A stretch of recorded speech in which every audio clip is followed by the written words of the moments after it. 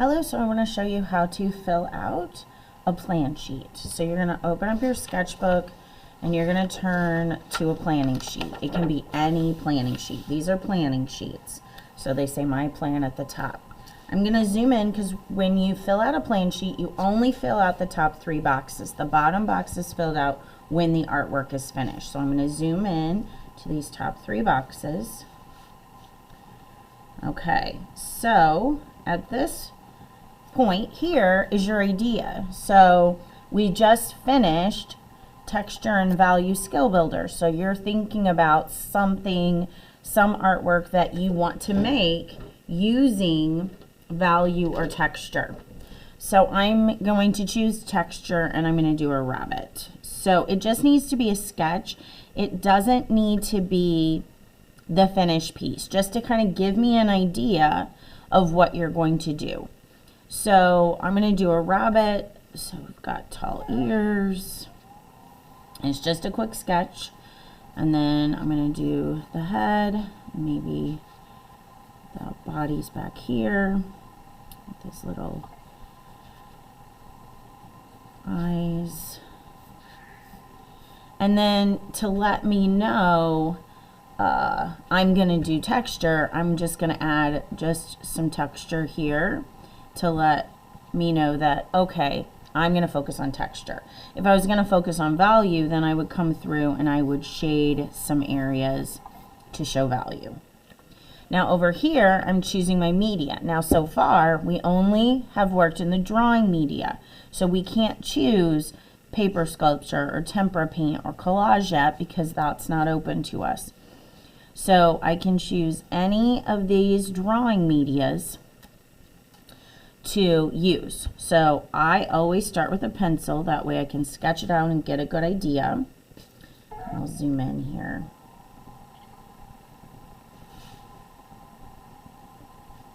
Okay, so here's my sketch. I'm going to use pencil. I'm going to outline with Sharpie. And to add color, I'm going to use crayon. Okay, now I'm not finished. I need to fill in box 3 here. Now these are all the objectives and the skills that we're going to practice this year, but so far we have only practiced texture and value. So these are the 2 that you can choose from. And what did I choose? I chose texture. So I'm going to circle the texture objective.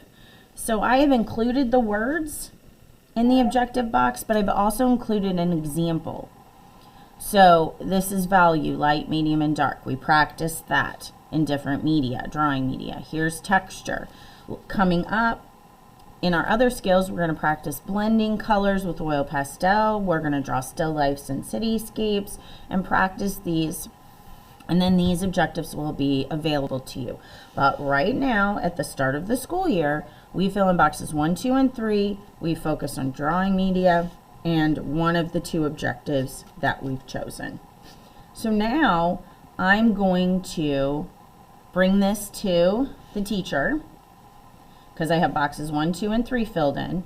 I'm going to bring this to the teacher. She's going to stamp it here and give me paper. Now, the teacher will ask, do you want small or large paper? And you'll tell me, do you want small or large paper? So I am going to choose small paper. When you get your paper, I will tell you that to put your name on the back and the code, and then you'll create your artwork. So we're going to imagine that I have gotten my small paper. I've created my artwork. So here's my finished piece. When you look at this, does this look like my sketch? No, I'm an artist. I changed my mind as I was working and I decided I didn't want to include the body of the rabbit. So I did a portrait of a rabbit where you kind of see the rabbit looking straight on at you like he's getting his picture taken. And you can see my texture that I used in Sharpie. And then I colored with crayon. So you can also change your media if you change your mind. If you start working and you go, you know what, I don't want to do crayon, I want to do oil pastel. You can do that. As artists, we change our mind as we work.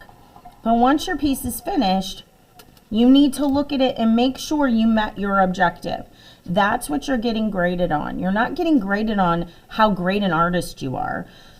You're getting graded on if you can take an objective from box 3 and put it in your artwork. Can you demonstrate that? And I demonstrated texture because he looks furry. So now I'm finished with my artwork. So now I fill in box 4, my artist statement. Artists always create statements when they have exhibits and they talk about their artwork. So the thing I want to hear from you is one thing you're proud of about your artwork and one thing you would change about your artwork. You cannot say you're proud of everything and you would change nothing. You have to come up with one thing. So, what am I proud of about my artwork? I like that he fills the paper. So I'm going to put one thing I am proud of in my artwork is the rabbit fills the paper. And then one thing I would change, even if this is the best artwork you've ever done in your life, there's one thing you would change. And I think the one thing I would change is I think I would do maybe a gray bunny and do the background like a bright blue. So one thing I would change is the color of the rabbit. So I finished my artwork. I filled in box 4. I bring it to Mrs. Jackson. She stamps here. She looks at it and grades it. She looks and sees, okay, this student circled texture. Did they show texture? If so, check. You did a great job. You're finished. And then you'll probably start something new, so you'd fill in a new plan sheet, boxes 1, 2, and 3.